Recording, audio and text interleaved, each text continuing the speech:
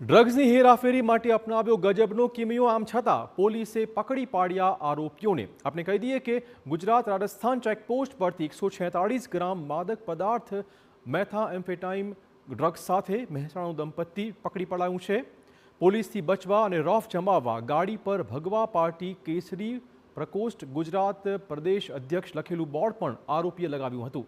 જોકે થરાદના ખોડા ચેકપોસ્ટ પર વાહન ચેકિંગ દરમિયાન રાજસ્થાનના સાંચોરથી મહેસાણા લઈ જવાતું ₹14.60 લાખનું ડ્રગ્સ પકડી પડાયું છે। પોલીસે વલી મોહમ્મદ મુબારક સિંધી, તેની પત્ની બોરુબેન વલી મોહમ્મદ મુબારક સિંધી તેમજ કાર ચાલક સહિત 3 શખ્સોને પકડી પાડ્યા હતા। NDPS એક્ટ હેઠળ ગુનો દાખલ કરીને આ કેસમાં તપાસ આરંભી દેવાઈ છે।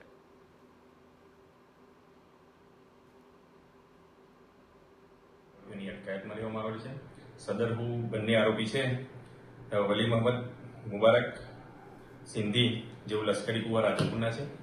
મહિલા છે, એમની પત્ની છે બોરુબેન વલી મોહમ્મદ મુબારક સિંધી, જે પણ લશ્કરી કુવાના છે।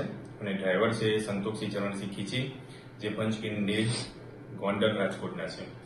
ત્રણેય આરોપીઓની પૂછપરછ કરતા હાલમાં તેઓ સાંચોરથી સદરનો મુદ્દામાલ લાવેલા છે અને હાલ છૂટક વેચાણ માટે લઈ જતા હતા।